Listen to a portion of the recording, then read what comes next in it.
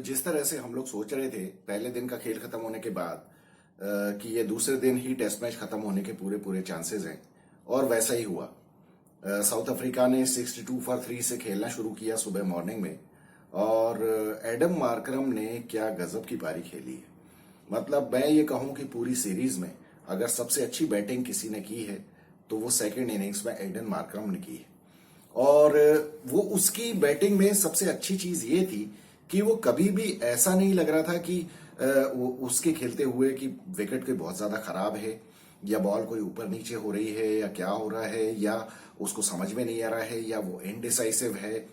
वो जब बैटिंग कर रहा था तो लग रहा था कि बिल्कुल परफेक्टली फाइन विकेट है और इसमें कोई भी प्रॉब्लम नहीं है, और वो बिल्कुल कॉन्फिडेंट था।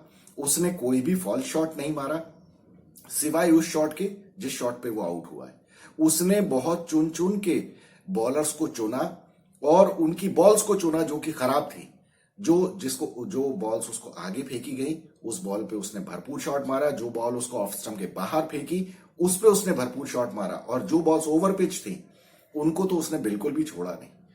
मतलब कितने चौके और 2 छक्के मारे उसने, मैं तो गिनती ही भूल गया हूं। वो बहुत ही गजब की बैटिंग की। एक वही बैट्समैन था जिसको लग रहा था कि वो क्या कर रहा है, उसको मालूम है। बाकी उसके अलावा आई एम सॉरी टू से कि किसी भी बैट्समैन ने वहां पे वो एप्लीकेशन नहीं दिखाया। और मैं ये कहूंगा कि जो सबसे अच्छी चीज एडन मार्करम की बैटिंग में थी वो ये थी कि उसको किस बॉल के ऊपर शॉट मारना है, वो उसे बहुत अच्छी तरह से मालूम था। जब बैट्समैन इस तरह से खेलता है तो बॉलर को भी ये टेंशन होता है कि अगर मैं गलत गलत बॉल फेंकूंगा तो मेरी बॉल पे शॉट पड़ जाएगा, और इस प्रेशर में बॉलर्स गलत बॉलिंग भी करते हैं। देखिए, आप ये देख लीजिए, एडन मार्करम के सामने कोई भी बॉलर चढ़ के बॉलिंग नहीं कर पाया, चाहे मोहम्मद सिराज या जसप्रीत बुमराह, जिन लोगों ने इस मैच में सबसे अच्छी बॉलिंग की है, वो दोनों भी उन लोगों की भी अच्छी खासी पिटाई की है उसने। जसप्रीत बुमराह को भी खूब मारा और मोहम्मद सिराज को भी खूब मारा दूसरी पारी में। वो बात अलग है कि जसप्रीत बुमराह ने अपना कमाल दिखाया और 6 विकेट ले लिए, लेकिन एडन मार्करम के ऊपर वो अपना जादू नहीं दिखा पाया। जसप्रीत बुमराह की तो तारीफ हम बाद में करेंगे, पहले तो एडन मार्करम का तो मैं कहूंगा कि जो टेम्परामेंट, जो डिटर्मिनेशन और जो कॉन्फिडेंस उसने दिखाया है, उसको इससे कोई मतलब नहीं था कि विकेट कैसा खेल रहा है, या इस विकेट के ऊपर बाकी बॉलर्स ने, बैटर्स ने कितना ज्यादा स्ट्रगल किया है। और देखिए, अच्छी बात यही होती है, विकेट कैसा भी खेल रहा हो आपको बॉल के हिसाब से ही खेलना होता है। बहुत सारे बैट्समैन ये बात करते हैं कि ऑस्ट्रेलिया में जाके उनको शॉर्ट पिच बॉल के ऊपर प्रॉब्लम होती है, तो दिक्कत ये होती है कि वो हर बॉल के ऊपर ये सोच के जाते हैं कि हर बॉल शॉर्ट ही आनी है और उनके गले पे ही आएगी या उनके सर पे ही आएगी। तो आप जब तक बॉल के मेरिट के हिसाब से नहीं खेलेंगे तब तक आप कुछ नहीं कर सकते, और एडन मार्करम ने वही किया। उसको जो बॉल विकेट पे आ रही थी उसने उसको बराबर रिस्पेक्ट दे के खेला है, डिफेंड करके खेला है, और जो बॉल उसको ओवर पिच मिली और जो उसको शॉर्ट बॉल, तो देखिए शॉर्ट बॉल को तो उसने बिल्कुल भुरका से निकाल दिया। तो ये बहुत ही अच्छी बात थी एडन मार्करम की। इस मैच की हाईलाइट तो मैं ये कहूंगा कि एडन मार्करम की वो बैटिंग थी। वो देख के मजा आ गया, भले ही वो ऑपोजिशन कैंप की तरफ से आई हो, लेकिन बैटिंग तो बहुत ही रिमार्केबल की है एडन मार्करम ने। अब उसके बाद लेकिन साउथ अफ्रीका की तरफ से और कोई भी बैट्समैन बिल्कुल उसका सपोर्ट तक नहीं कर पाया। जो कि अच्छे अच्छे बैट्समैन थे मिडिल ऑर्डर के, डेविड बेडिंगम, जिसने की पहली टेस्ट मैच की पारी में उसने काफी प्रॉमिस दिखाया था, लेकिन वो भी आउट हो गया। और इन लोगों ने तो खैर मतलब अप्लाई ही नहीं किया अपने आप को। कुछ तो बॉलिंग भी अच्छी हो रही थी, जसप्रीत बुमराह तो बिल्कुल टूट के पड़ गया सबके ऊपर, और वो तो बाकी बैट्समैन के लिए तो अनप्लेएबल हो रहा था। यहां पे भी आप देखिए कि इतनी ज्यादा बॉलर फ्रेंडली विकेट होने के बावजूद प्रसिद्ध कृष्णा ने यह सिद्ध कर दिया कि वो किसी काम का नहीं है। इस मैच में प्रसिद्ध कृष्णा ने 1 विकेट लिया है। बताइए, इस बॉलिंग विकेट के ऊपर अगर कोई बॉलर जो कि स्पेशलिस्ट बॉलर हो और वो सिर्फ 1 विकेट ले तो उसके बारे में क्या कहा जा सकता है। मतलब मैं तो ये मानने को तैयार नहीं हूं कि ये जो टीम मैनेजमेंट है, इवन इंक्लूडिंग रोहित शर्मा, ये क्या, इन लोगों को क्या भरोसा था कि प्रसिद्ध कृष्णा बहुत अच्छी बॉलिंग कर देगा इस विकेट के ऊपर। नेट प्रैक्टिस में भी तो आप देखते हो ना कि बॉलर का कॉन्फिडेंस क्या है, बॉलर कहां बॉलिंग कर रहा है। तो क्या आप नेट प्रैक्टिस में आप वो इसी तरह की बॉलिंग कर रहा था जिस तरह की उसने सेकंड इनिंग्स में बॉलिंग की है या इवन फर्स्ट इनिंग्स में बैटिंग बॉलिंग की है? तो जब बैट्स बॉल आपने देखा सेकंड इनिंग्स में प्रसिद्ध कृष्णा ने कितनी शॉर्ट बॉल फेंकी है एडम मार्करम को।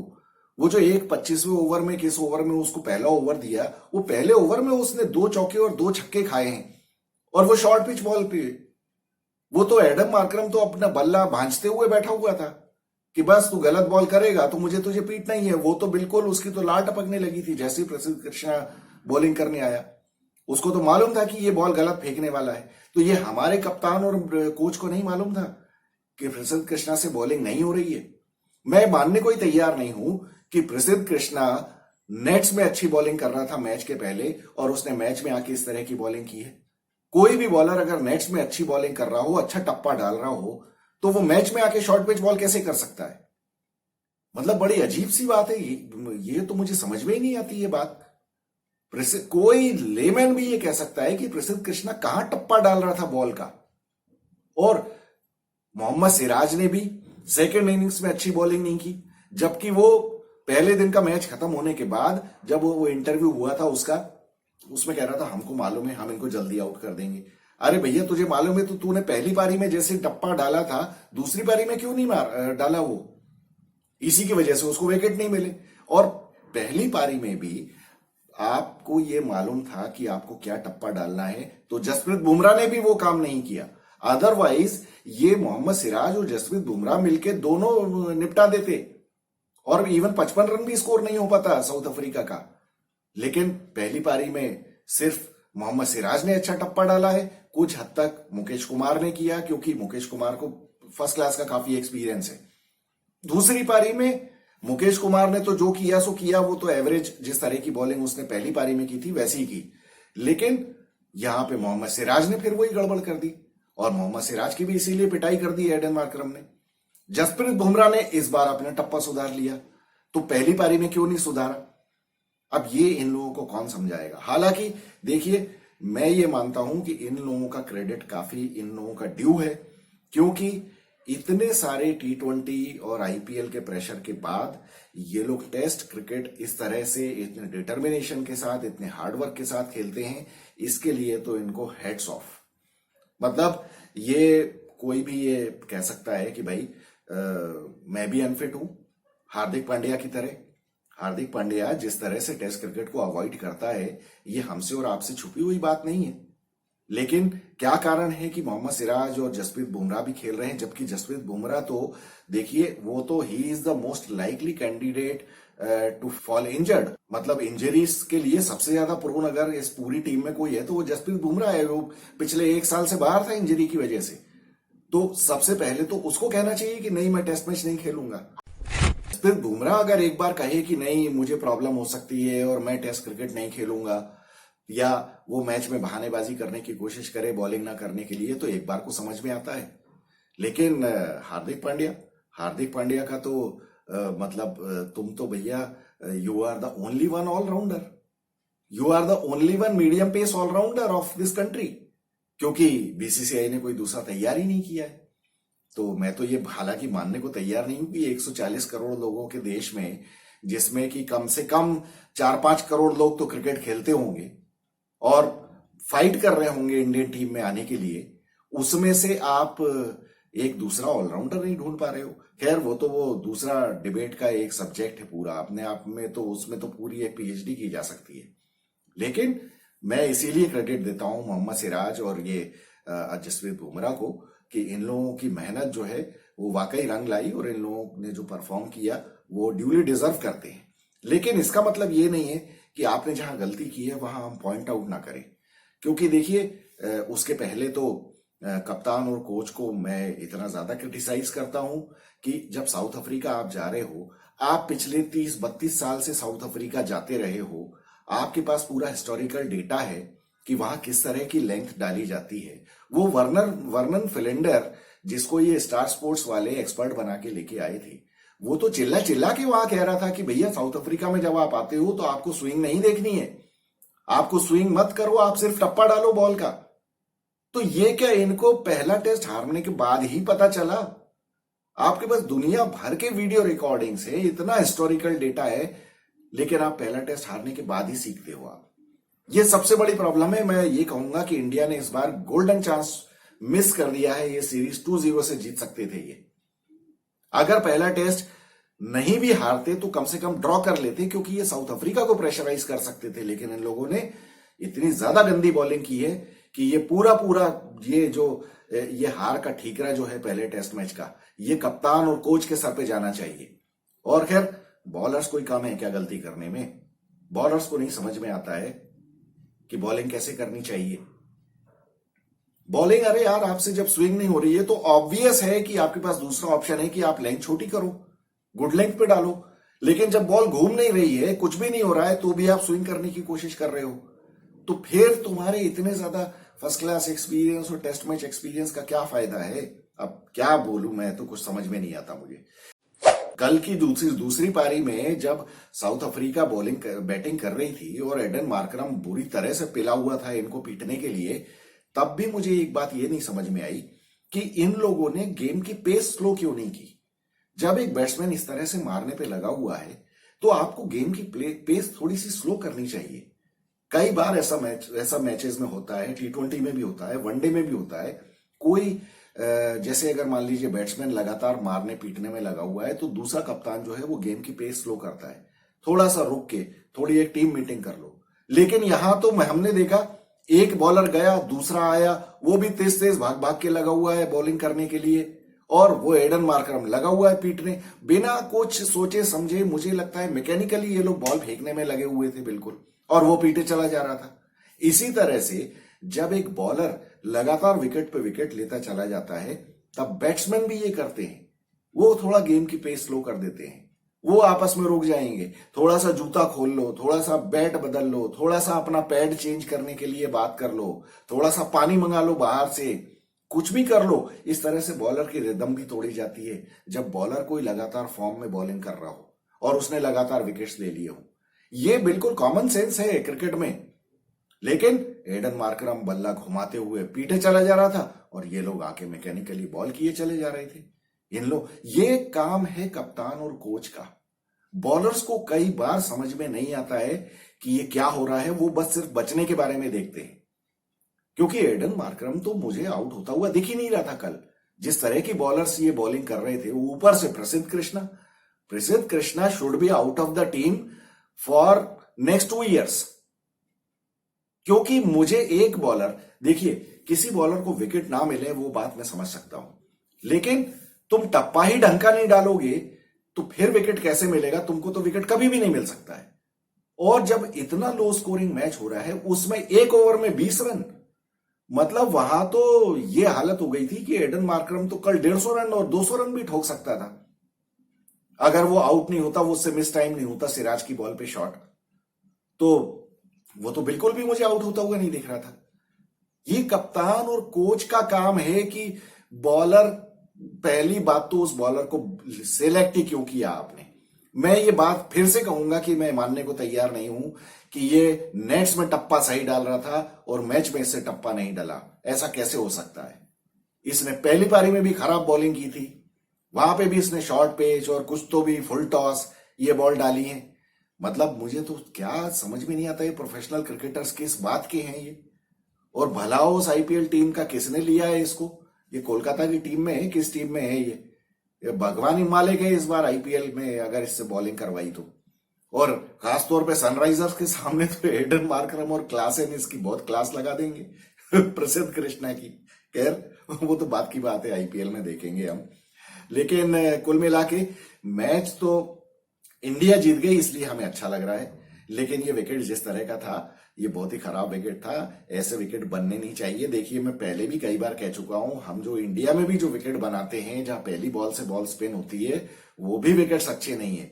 It is not a good advertisement for the test cricket. और इससे जो 5 दिन के लिए मैच देखने आते हैं, वो 1.5 दिन में जब मैच खत्म हो जाएगा, 2 दिन में मैच खत्म हो जाएगा, तो क्या इंटरेस्ट रहेगा किसी में? और खासतौर पर जब होम टीम अगर जीत रही है तब तक तो ठीक है, या इंडिया जब तक जीत रही है तब तक तो इंडियंस का इंटरेस्ट बना रहेगा। लेकिन फिर भी ये अच्छी चीज नहीं है और ऐसा नहीं करना चाहिए। मुझे तो हालांकि बाद में जो प्रेस कॉन्फ्रेंस हुई और उसमें रोहित शर्मा ने बहुत अच्छी मतलब बिल्कुल जिसको कहते हैं दहाड़ लगाते हुए ये बात कही कि हम जिस विकेट पे खेलने जाते हैं तो वहां पे अगर खराब विकेट होता है तो हम तो कभी भी कुछ भी नहीं बोलते और हम चुपचाप अपना सिर झुका के और विकेट में लगे रहते हैं, चाहे हारे या जीते। और इसके लिए तो मैं कहूंगा ये जो 2021 में जो ऑस्ट्रेलिया गए थे और जहां इन्होंने खराब विकेट बनाए थे, जो गाबा का विकेट जो था जिसमें दरारें पड़ रही थी और बैट्समैन को बॉलें खूब लगी, पुजारा को खूब चोट लगी, लेकिन हम लोगों ने तो कभी क्रिटिसाइज नहीं किया, चुपचाप खेलते रहे और मैच भी जीत गए। वो तो सोने पे सुहागा था। लेकिन रोहित शर्मा का कहना यह था कि फिर इसके बाद जब आप इंडिया आते हो और जब पहली बॉल जब स्पिन होती है तो आप लोग फिर क्यों गुर्राने लगते हो कि इंडिया में विकेट खराब मिलती है। ये रेसिज्म का बहुत बड़ा एग्जाम्पल है। ये मैं देखिए पहले भी अपने वीडियोस में कह चुका हूं कि ये अंग्रेज लोग जो हैं ये रेसिस्ट हैं, ये रेसिस्ट थे और ये रेसिस्ट रहेंगे।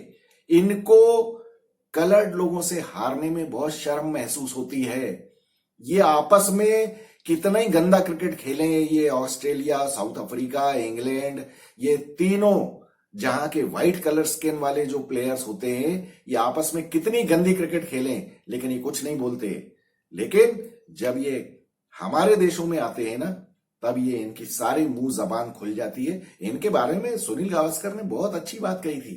पिछले जब इंग्लैंड का दौरा हुआ था उसमें किसी ने कहा था मैच के दौरान पूछा सुनील गावस्कर से कि विकेट के बारे में लोग बोल रहे हैं, तो सुनील गावस्कर ने कहा दे रहे कि वो जो भी कर रहे हैं हम काय को उनको नहीं बोल रहे, अरे भाई चल फुट, हमें तुमसे कोई बात नहीं करनी, चल फुट यहां से, कि इनको बोलो चल फूट। सुनील गावस्कर ने सीधे कहा था अगर कोई ये बोले कि विकेट खराब है तो उसको बोलना चल फूट यहां से। तो वही ट्रीटमेंट इनके साथ होना चाहिए। जब ये कोई बात करे ना माइकल वॉन टाइप का, वो जो अपने घर के पिछवाड़े में जाके गड्ढा खोद के और वहां पे अपनी पिक्चर ट्विटर पे लगाता है कि इंडिया की विकेट्स ऐसी बनती है, अब उसके बारे में क्या बोलना है। और इवन फॉर दैट मैटर जब साउथ अफ्रीका वहां गई थी, पर्थ में जो मैच हुआ था ऑस्ट्रेलिया के साथ, वो 1.5 दिन में खत्म हुआ था। और वो बात अलग है कि कल के मैच में तो रिकॉर्ड ही बन गया कि ये तो वर्ल्ड क्रिकेट हिस्ट्री का शॉर्टेस्ट टेस्ट मैच बन गया। 107 ओवर में जो 109 ओवर में खत्म हुआ, 107 ओवर में खत्म हुआ है। तो अब इसके बारे में क्या कहना है माइकल वॉन का और दुनिया भर के ये जितने भी अंग्रेज लोग बैठे हुए, ये सब लोग हिपोक्रेट हैं। इनके बारे में बात करना और सुनना बिल्कुल बकवास है। इन लोगों ने पपौती समझ रखी है अपनी। प्रॉब्लम यह है कि ये खुद ही नहीं खेल पाते हैं। हाँ, लेकिन अभी भी मुझे एक चीज की शिकायत हमेशा इंडिया से रहती है कि आप लोग भी स्पिन ट्रैक क्यों बनाते हो। अरे आप वहां जाके साउथ अफ्रीका में कल का मैच जीत सकते हो। आप लगातार 4 बार ऑस्ट्रेलिया को पीट चुके हो, जिसमें से 2 बार आप बॉर्डर गावस्कर ट्रॉफी ऑस्ट्रेलिया में जाके जीत चुके हो। इस बार हैट्रिक की बारी है। आप लोग ऑस्ट्रेलिया जैसा ही विकेट क्यों नहीं बना देते हो इंडिया में। आप दावे के साथ मैं ये कह सकता हूं कि आप यहां पे भी उनको धोखे रख दोगे। अभी इंग्लैंड आ रही है, अभी आपको क्यों स्पिनिंग ट्रैक बनाने की जरूरत है। आप विकेट फास्ट बना के भी आप जीत सकते हो, आप उनको रौन सकते हो। आपकी बैटिंग है, आपकी बॉलिंग है, लेकिन हो क्या रहा है, ये खराब विकेट बनाने की वजह से बैट्समैन का कॉन्फिडेंस चला गया है। अब कॉन्फिडेंस की ही अगर हम बात करें तो पहले दिन क्या हुआ। पहले दिन तो देखिए 55 रन पे साउथ अफ्रीका आउट हो गई, ठीक है। उसके बाद जब ये बैटिंग करने आए तो क्या बैटिंग की है इन लोगों ने। शुभमन गिल, रोहित शर्मा और विराट कोहली, इनके 30-40 रन के अलावा और किसी ने रन नहीं बनाए। Shreyas Iyer, again I would say that he is good for nothing. वो इंडिया में खेल ले तो खेल ले, मतलब इंडिया में श्रेयस अय्यर के रन बनने के लिए स्पिनिंग ट्रैक होना जरूरी है। अगर फास्ट बना दिया तो ही इज अ बनी, वो तो बिल्कुल वो उसको फास्ट बॉलर कोई भी आउट कर देगा। कल देखा आपने किस तरह से।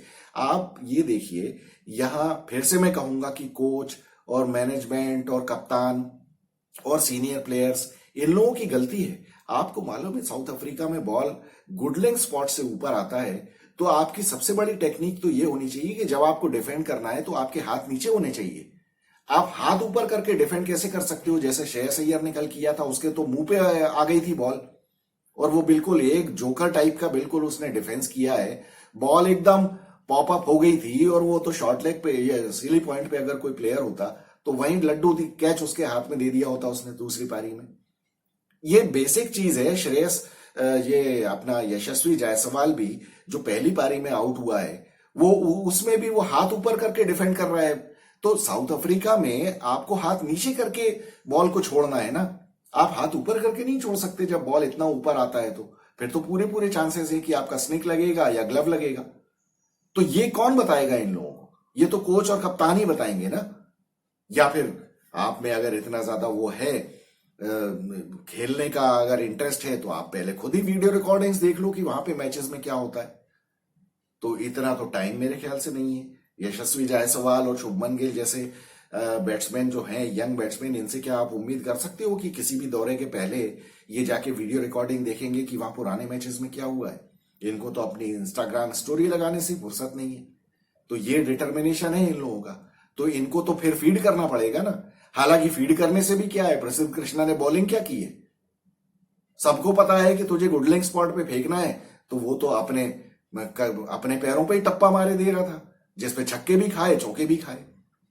तो ये इस तरह से क्या होगा इनका? शुभमन गिल ने तो बहुत ज्यादा डिसअपॉइंट किया है। शुभमन गिल को बहुत सीरियसली कुछ सोचने की जरूरत है। अब देखते हैं ये क्या करता है। अब फिर बॉलिंग में प्रसिद्ध Krishna is out of the question. बाकी तो अब देखते हैं क्या होता है। इंडिया ने किस्मत से सीरीज बराबर कर ली। रोहित शर्मा ने MS धोनी का रिकॉर्ड इक्वल कर लिया कि भाई वो 2010 और 11 के बाद दूसरा कप्तान हुआ है जो ड्रॉ करके आया है। और हाँ, रिकॉर्ड ये बना दिया कि केप टाउन में वो पहला फॉरेन कैप्टन है जिसने कि साउथ अफ्रीका को हराया है। तो ये एक काफी बड़ा अचीवमेंट है, क्योंकि वो तो उनका फोर्ट्रेस माना जाता है। अब देखते हैं आगे क्या होता है। अब टेस्ट मैच इंग्लैंड के साथ तो खैर 24-25 जनवरी से है, लेकिन आज T20 की टीम डिक्लेयर होने वाली है। अजीत आगरकर वहां पहुंचा हुआ है। अब सुन रहे हैं कि रोहित शर्मा और विराट कोहली के बारे में क्या अटकलें लगाई जा रही हैं, लेकिन मुझे लगता है कि T20 की टीम में रोहित शर्मा और विराट कोहली को अभी नहीं निकाला जाना चाहिए, क्योंकि वर्ल्ड कप अभी सर पे ही है। और ये दोनों कुछ भी हो आपके बेस्ट बैट्समैन है। मैं कोई कुछ भी कहे, मैं इनको कितना ही क्रिटिसाइज करूं, लेकिन बेस्ट बैट्समैन तो यही है। और इनके रहने से सामने वाली टीम प्रेशर में रहती है। ये चंगूलाल गेल और मंगूलाल अय्यर इनके बस का नहीं है। ये कोई थ्रेट पोज नहीं करते हैं सामने वाली टीम के ऊपर। ये कितना ही खेलते रहे वहां, सामने वाली टीमें प्रेशर में नहीं आती है। सामने वाली टीमें प्रेशर में तभी आती है जब रोहित शर्मा और विराट कोहली क्रीज पे हों। तो और वो अभी फॉर्म में भी हैं, ऐसा कुछ नहीं, कप अच्छा खेल के आए हैं। और दूसरी बात यह है कि फिर कप्तानी के लिए आपके पास ऑप्शन ही नहीं है।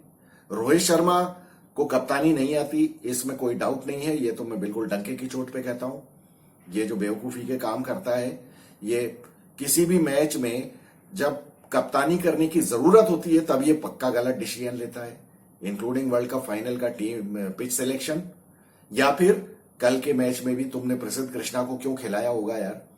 दूसरी बात, जब देखिए 90% तो मैचेस में आप कप्तान को कुछ करने की जरूरत होती नहीं है, लेकिन जो 10% जो टाइम जब कप्तान का कुछ डिसीजन लेने का मौका आता है, उसमें अक्सर गलत डिसीजन लेता है, उल्टे सीधे काम करता है। कभी बॉलिंग जब देना चाहिए बुमराह को तब नहीं देगा, ब्रेक के बाद अपने बेस्ट बॉलर्स नहीं लगाएगा। तो पहला टेस्ट मैच हारने का रीजन वही था इसका। लेकिन क्या है कि अभी तो ये क्या अंधों में काने राजा है, अभी और कोई ऑप्शन ही नहीं है इंडिया के पास। मतलब आप इस टाइम तो कुछ कर ही नहीं सकते। मैं तो ये कहूंगा कि BCCI की समझदारी इसमें होगी कि अफगानिस्तान के अगेंस्ट T20 में चुपचाप रोहित शर्मा को कैप्टन डिक्लेयर करें। इवन वर्ल्ड कप जो अभी होने वाला है T20 का, उसमें भी रोहित शर्मा को ही कप्तान होना चाहिए। उसके बाद देखा जाएगा कि क्या होगा, क्योंकि ये बेवकूफ हार्दिक पांड्या, ये सेल्फिश खिलाड़ी, ये इसका तो भरोसा है ही नहीं। ये लंगड़ा घोड़ा है, इसके ऊपर बिल्कुल दांव लगाया नहीं जा सकता। ये कब गिर जाएगा कोई भरोसा नहीं है। तो और वैसे भी ये टीम प्लेयर नहीं है, ये अपने लिए खेलता है। तो ये जब टीम में आएगा तो टीम में फ्रैक्शंस और ज्यादा ही बढ़ जाएंगे। तो वो कोई फायदा नहीं है। पिछले साल 1.5 साल में जो BCCI ने 10-11 कप्तान बनाए हैं, उससे क्या किया है इन्होंने? हार्दिक पांड्या के लिए भी कंपटीशन क्रिएट कर दिया है। अब जसप्रीत बुमराह भी ये कह सकता है कि भैया मैं क्या बुरा हूं, हार्दिक पांड्या ही क्यों होगा कप्तान, मैं क्यों नहीं हो सकता?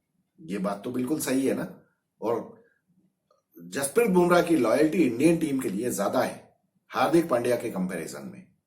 अगर ऐसा नहीं होता तो अभी हार्दिक पांड्या भी टेस्ट मैच की टीम में खेल रहा होता ना, लेकिन वो तो कन्वीनियंटली बाहर हो गया कि नहीं मैं अनफिट हूं। तो अनफिट हो तो तुम अनफिट बने रहो, तुम्हारा क्या भरोसा है। लेकिन हाँ, अभी आईपीएल में आ जाएगा ये, अब देखते हैं। अब इसकी तो जब तक हिसाब बराबर नहीं हो, मैं तो चाहता हूं कुछ डिवाइन इंटरवेंशन हो। खैर डिवाइन इंटरवेंशन तो हुआ, बदकिस्मती के लिए ही हुआ हार्दिक पांड्या से जो अनफिट हो गया, क्योंकि कहीं ना कहीं तो जस्टिस है ना, और होना भी चाहिए। तो चलिए देखते हैं क्या टीम डिक्लेयर होती है, कौन कप्तान डिक्लेयर होता है अफगानिस्तान के अगेंस्ट, और फिर देखेंगे आईपीएल में क्या होता है। तो मिलेंगे अगले मैच के बाद अपन, और मिलेंगे उसके पहले तो खैर टीम क्या डिक्लेयर होती है, टीम भी डिस्कस करेंगे। I am Vikas Saxena, the biased analyst. Thank you so much.